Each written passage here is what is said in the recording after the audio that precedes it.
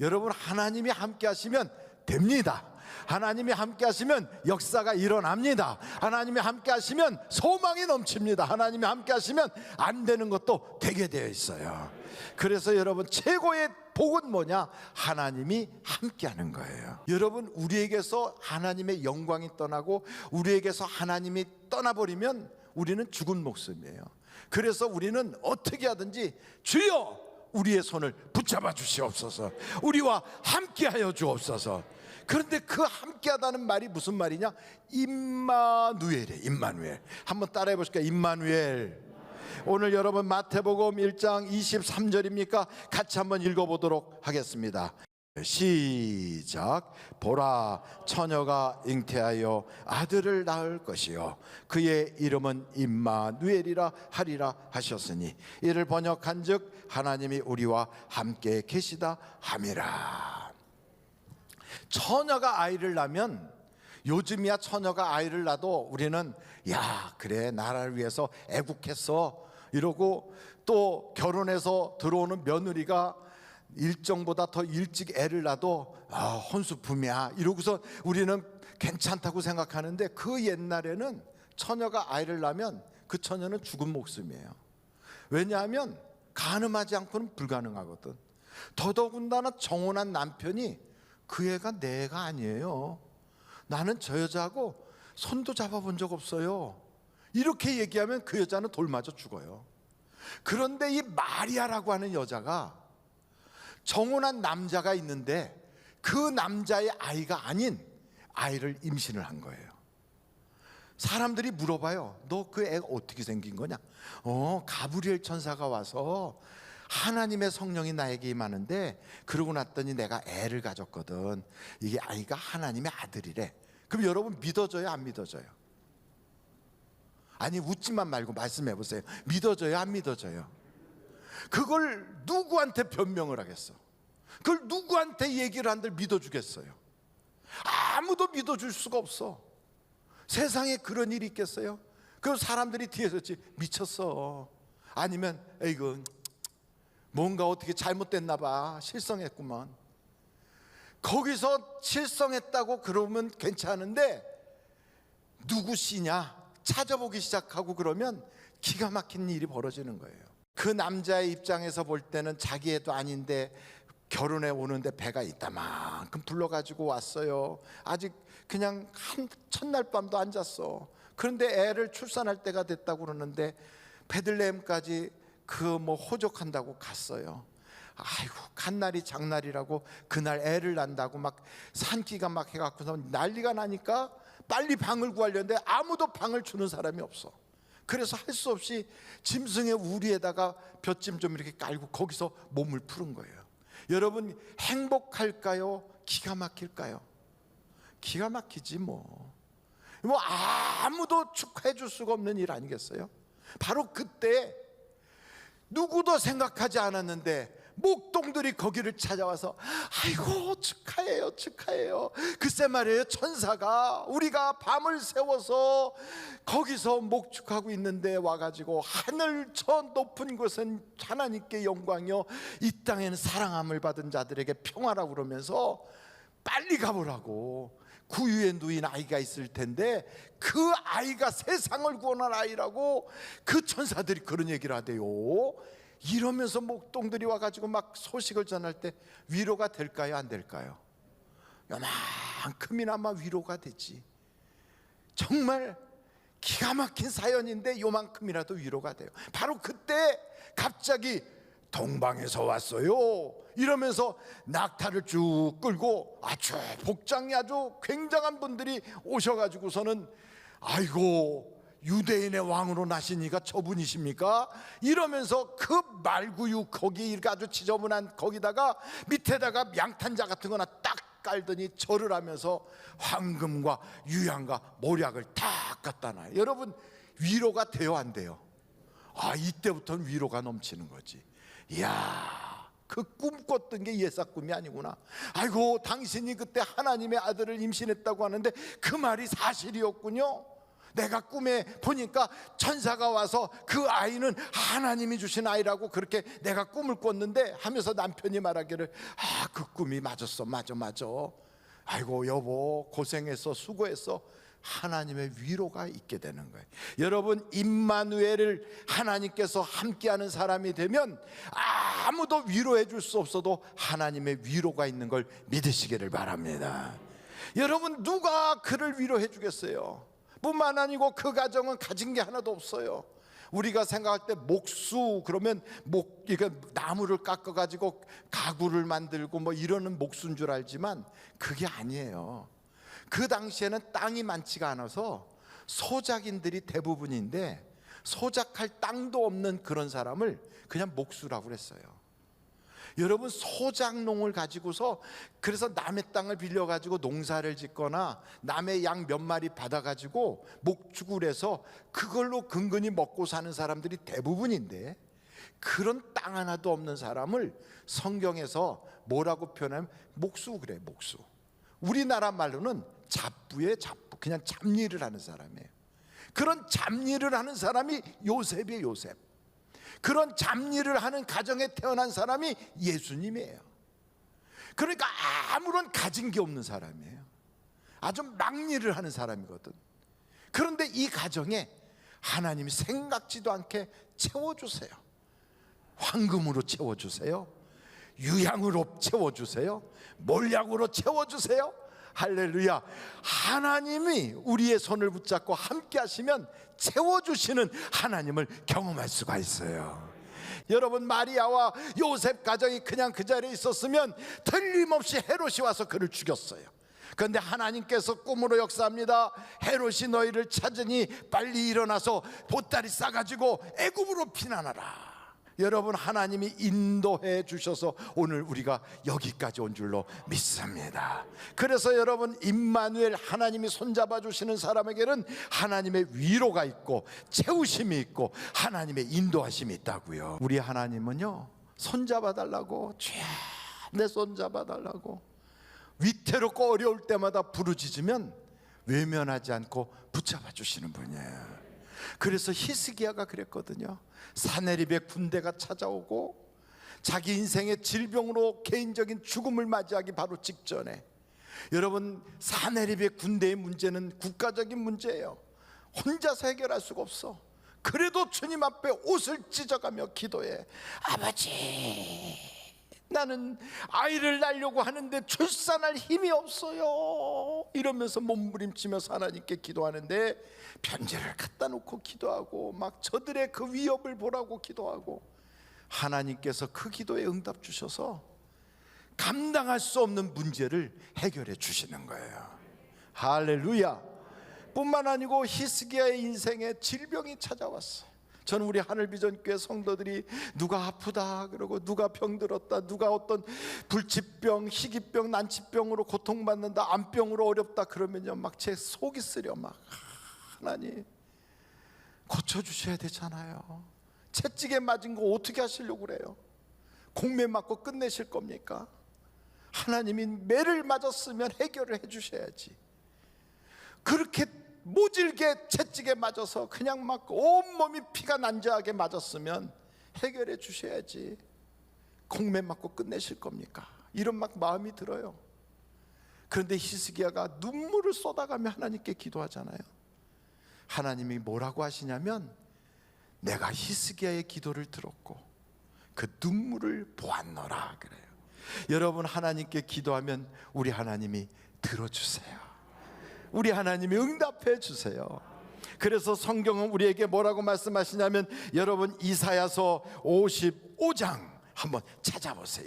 이사야서 55장 6절에 이렇게 말씀하고 있어요. 다 같이 한번 읽어보겠습니다. 시작. 너희는 여호와를 만날 만한 때에 찾으라. 가까이 계실 때 그를 부르라. 우리의 인생에 위험할 때, 가장 어려울 때, 여러분, 그때 하나님이 가장 가까이 계세요. 하나님의 시선이 우리를 떠나지 않아요. 그래서 그걸 경험했던 다윗이 뭐라고 말하냐면, 사망의 음침한 골짜기가 있을지라도 나 두렵지 않아. 나 해받을 거 걱정하지 않아. 왜? 하나님이 나와 함께 하시니까. 하나님이 나와 함께 하신다. 왼수가 나를 괴롭혀도 걱정 없어. 왜? 하나님이 내 편 되시니까. 하나님 한 번 돕고 마는 분이 아니야. 하나님은 한 번 도왔다면 평생토록 영원히 책임져 주는 분이 하나님이셔. 난 그 하나님이 내 인생의 목자가 되셔. 이렇게 고백하는 그 사람, 이게 바로 임마누엘이거든요. 저는 우리 하늘비전교회 모든 성도들이 그 임마누엘의 은혜를 누리시기를 간절히 바랍니다. 그럼 임마누엘의 은혜를 누리시려면 어떻게 해야 되느냐? 여러분, 하나님과 가까이 해야 되거든요. 그게 내 힘으로 가까이 되나? 네, 하나님은 가까이 하는 자를 가까이 하시고 멀리 하면 멀어져요. 그 가까이 하려면 성경에 이런 말씀이 나와 있어요. 야고보서 한번 4장인데요, 이렇게 말씀하고 있어요. 야고보서 4장 8절이에요 야고보서 4장 8절, 하나님을 가까이 하라. 그리하면 너희를 어떻게 한다고요? 가까이 하시리라. 죄인들아, 손을 깨끗이 하라. 두 마음을 품은 자들아, 마음을 성결하게 하라. 그러니까 하나님을 가까이 하려면 죄가 없어야 돼. 죄. 하나님을 가까이 하려면 두 마음을 품은 것을 이제는 한 마음으로 바꿔야 돼요. 여러분, 두 마음을 품었다는 건 이렇게 생각하고 저렇게 생각하고, 이쪽은 또 기대고 저쪽도 기대고, 양다리 다 걸치고, 하나님도 이렇게 또 세상도 이렇게 두 마음을 품은 거예요. 이런 사람을 성경은 뭐라고 말하냐면 간사한 자라고 그래요. 여러분, 나다나엘을 볼 때 우리 주님께서 그에게는 간사함이 없도다 그랬어요. 여러분, 하나님은 진실한 자를 좋아하세요. 하나님은 아주 마음이 정직한 자를 기뻐하세요. 그것은 하나님에 대한 일편단심이거든. 하나님만이 나의 참 주요, 하나님만이 나의 구원자요, 하나님만이 나의 의지할 대상입니다. 이렇게 믿고 오직 하나님께만 딱 기대는 그 사람, 일편단심, 오직 주님만을 의지하는 사람에게 하나님은, 와, 너는 간사함이 없도다, 진실하구나 그래요. 여러분, 그 하나님 앞에 우리의 죄가 있으면 그 죄를 멀리 버려요. 하나님은요, 회개하는 자를 멸시하지 않고, 그 죄가 있더라도 하나님 내 죄 용서해달라고 하는 사람에게 저주와 징계와 그런 것을 내리지 않고 하나님은 급히 용서해 주는 걸 믿으시기를 바랍니다. 그러니까 탕자의 이야기를 보면 틀림없어요. 누구라고요? 탕자의 아버지를 뭐라고 부르는지 아십니까? 탕자의 아버지, 탕부라고 그러더라고. 탕부. 그 아들은 탕자. 그러니까 탕자의 아버지는 탕부인데, 그 탕부가 얼마나 기가 막힌 사랑을 가졌는지. 탕자는요, 지 아버지가 돌아가신 것도 아닌데 유산을 달라고 그래. 그리고 아버지 간섭받기 싫어서 그걸 다 팔아가지고 돈으로 현금화해가지고 먼 나라로 가가지고 거기서 허랑방탕하다가 그 다 날려버렸어요. 여러분, 그런 상태에서 돼지를 치면서 돼지가 먹는 것 가지고도 배를 못 불리는 그렇게 처참한 인생을 살고 있는 그 탕자가 아버지 집에는 먹을 것이 많은데 내가 아버지 집에 돌아가서 차라리 아버지한테 머슴 중에 하나로 써달라고 해야 되겠다, 이러면서 아버지 집으로 돌아온다고요. 근데 한 가지 기억해야 될 게 있어요. 그 탕자가 사는 시대는 21세기가 아니라 지금부터 2000년 전의 이야기거든요. 그 당시에 자식놈이 밖에 나가서 그렇게 가정 망신, 아버지 망신, 동네 망신을 시키면 어떤 일이 있었는 줄 아십니까? 죽어요. 어떻게? 명예살인 당해요. 그가 돌아오면 동네 사람들이 멍석말이 하듯이 해가지고 때려서 죽여버려. 이놈의 자식이, 못된 놈이 나가서 동네 망신을 시켜, 나가서 부모 망신을 시켜. 그래갖고 때려 죽여버려요. 그런데도 죽을 자리인데도 불구하고 이 탕자의 마음속에는 아버지 집에 돌아가야 되겠다, 의지를 가지고 아버지께로 돌아가자 하고 가는 거예요. 여러분, 우리가 인생을 살다가 죄를 짓고 하나님께로 돌아가서 회개하면 살겠구나 하고 돌아올 때 그냥 돌아오는 게 아니라 때로는 큰 의지를 가지고 용기를 가지고 내 죄를 고백해야 돼요. 그때 어떤 일이 벌어지느냐 하면 하나님, 이 탕부라고 하는 그분은 하나님의 형상인데 그 탕부가 동네 동구밖까지 나가 있어요. 그래서 아직 아들이 저 멀리 왔는데 아버지가 막 먼저 뛰어가서 그 아들을 팍 안아버려. 왜? 동네 사람들이 잡으면 죽으니까. 동네 사람들이 뭐라고 하기 전에 그 아버지가 먼저 그를 안아요. 그러면 누구도 그 아들을 건드리질 않아. 아버지가 용서해 버렸으니까. 그래서 아버지가 탁 안고 아들아, 나는 너가 죽었다가 살아났고 잃었다가 찾았구나. 그러면서 그 더러운 옷을 싹 벗겨버리고 때때 옷으로 싹 갈아입히고 신발을 신기고 잔치를 벌이네. 그 아들은 호적에서 봐라 하고 말할 수 있는 사람들이 막 입에서 막 근질근질한데도 아버지가 내 아들은 죽었다가 살아났어, 내 아들은 잃었다가 찾았어. 자랐어. 여러분, 하나님께 우리가 돌아가면 옆에서 천사들이 볼 때 저놈은 고정적으로 죄를 짓는 놈이야, 저놈은 아주 악질적인 죄인이야, 사탄 마귀가 옆에서 가지가지로 우리를 고발할지라도요, 하나님께서는 쓸데없는 소리 하지 마라. 내가 잃었다가 찾았다. 내가 죽었던 자식을 내가 다시 살렸다. 여러분이 주님 앞으로 돌아가는 그 순간 우리 하나님의 사랑은 끝이 없는 사랑으로 여러분을 품어주시는 걸 믿으시기 바랍니다. 그분이 다 안아주시면 어떤 것도 손을 댈 수가 없어요. 마귀가 손을 댑니까? 천사가 해코지합니까?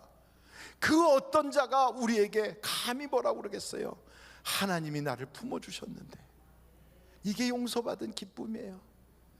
용서를 받고 나면 저주도 떠나가요. 용서를 받고 나면 죄는 씻겨져요. 용서받고 나면 예수 그리스도의 그 십자가의 피가 나를 완전히 씻어버려요. 나는 옛사람은 죽었고 새 사람으로 새로워졌어요. 어둠은 떠나갔고 빛으로 달라졌어요. 마귀의 권세에서 하나님의 자녀의 권세로 달라진 거예요. 나는 완전히 새 사람이 된 거예요. 이전 것은 지나갔으니 보라, 새 것이 되었도다. 여러분, 이런 인생이 되면 그때부터 잔치가 벌어지는 거예요. 잔치가. 하나님은 우리를 이 땅에 보낼 때, 하나님이 우리를 택하실 때 우리의 인생은 울고 살라고 택하지 않았어요. 우리는 불행을 우리의 운명처럼 받아들이고 살라고 우리 하나님께서 우리 이 땅에 보내지 않으셨어요. 우리의 인생은 잔치집 인생 살게 하려고 하나님이 보내신 걸 믿으시기를 바랍니다. 풍악을 울려라. 우리 주님이 그러세요. 노래를 불러라. 여러분, 그래서 우리의 인생은 잔치집 인생이기 때문에 장례식장에서도 노래를 불러요. 세상의 장례식장에서 찬송을 부르고 노래를 부르는 그런 장례식이 기독교 장례식이 왜 어디에 있습니까? 우리는 이 땅을 떠나도 노래를 부르고 가요. 이 세상에 살면서도 노래를 불러요. 왜냐하면 찬송 중에 거하시는 하나님이 우리와 함께하기 때문에 그래요. 그래서 우리는 자신만만하게 내 죄는 사함 받았다고, 내 죄 사함 받고서 예수를 한, 얼마나 기쁜지. 그냥 막 너무 기뻐서 춤을 춰도 감당할 수가 없는, 이 세상이 줄 수 없는 기쁨이 우리에게서 샘솟듯하게 올라오는 거예요. 여기까지 우리가 온 것은 주님의 크신 사랑인 걸 믿으십니까? 우리의 인생에 남은 여정도 하나님이 그렇게 이끌어 가실 거예요. 우리는 그걸 믿음으로 바라보고 있는 거예요. 그러므로 두려워하지 마라, 걱정하지 마라, 염려하지 마라. 내가 너와 함께 하매니라. 정녕 내가 너를 도와주리라 약속하셨어요. 이미 약속하셨어요. 세상 끝날까지 내가 너를 버리지 아니하리라. 우리는 그 손 잡으면 돼요. 여러분, 내 손에 죄가 있으면 빨리 씻고 빨리 잡으면 돼요. 더러우면 빨리 닦고 잡으면 되는 거예요. 그러나 내가 잡으면 자꾸 놓치는데 하나님이 내 손을 잡아주시면 우리는 놓칠 염려가 없어. 그런데 성경을 보니까 주님이 내 손을 잡았다는 거예요. 주님이 내가 너를 택하고 내가 너를 불렀다, 내가 너를 지명하였다, 내가 너를 의롭게 하였다. 성경은 끊임없이 우리 편에서 하나님을 찾은 게 아니고 우리 편에서 하나님을 붙잡은 게 아니라 하나님 편에서 우리를 붙잡아 주셨다는 거예요. 이 얼마나 놀라워요. 우리는 사랑받은 자예요. 여러분 어깨를 쫙 펴고 한번 저와 딱 똑같이 해볼까요? 나는 사랑받은 자예요. 나는 사랑받은 자예요. 그래서 하나님이 우리에게 원하시는 게 뭔지 아십니까? 우리에게 다른 거 원하지 않아요. 내가 나를 사랑하냐. 하나님이 먼저 사랑을 주시고요, 그리고 우리에게 원하는 건 다른 게 아니에요. 내가 나를 사랑하냐. 시몬 베드로가 그렇게 우리 주님 모른다고 막 부인하고 도망갔던, 그러고 나서 잘 살면 뭐해요? 잘 살면 그래도 좀 낫겠지. 그런데 밤새도록 고기잡이에서 하나도 못 잡은 인생 실패자로 탁 던져졌어.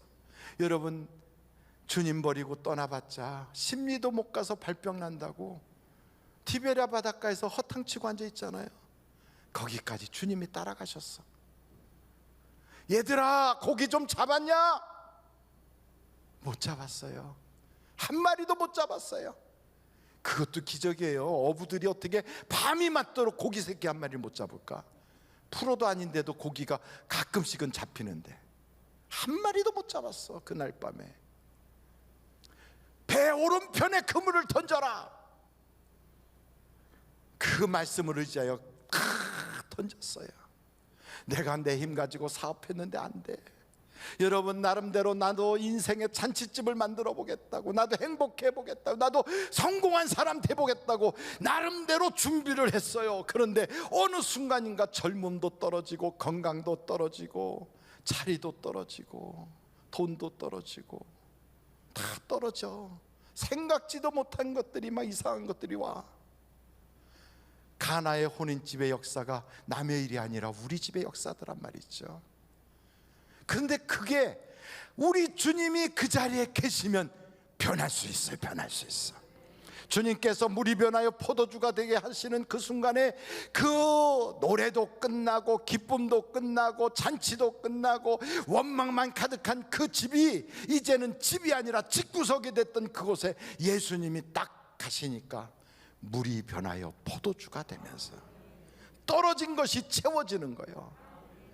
건강도 채워지고 물질도 채워지고 인생의 모든 자리도 채워지고 할 일 없었던 자에게 일거리도 주시고, 하나님은요 참 좋으신 분이에요. 그래서 그 가정의 노래가 다시 시작되는 거예요. 여러분, 우리 주님은 우리를 잔치집 인생으로 부르셨어. 그러므로 여러분, 그 주님이 나를 그렇게 부르신다면 나도 어떻게 해야 되느냐? 주님 사랑하면 돼요. 바요나 시몬아, 내가 나를 사랑하느냐? 김집사야, 내가 나를 사랑하느냐?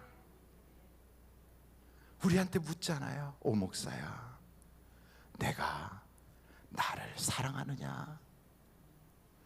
예 주님, 제가 주님 사랑하는 것을 주께서 하시나이다.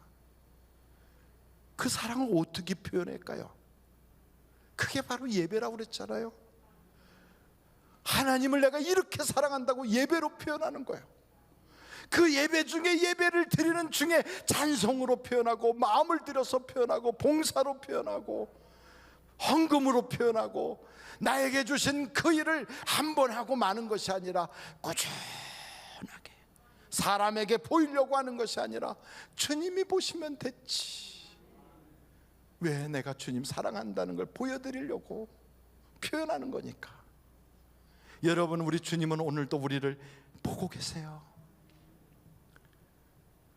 그래서 우리는요, 오늘 이 예배가, 그래 내가 주님을 이렇게 사랑한다고 2021년도를 여기까지 지켜주신 하나님께, 하나님 내가 사랑해요를 이렇게 표현하는 거라고.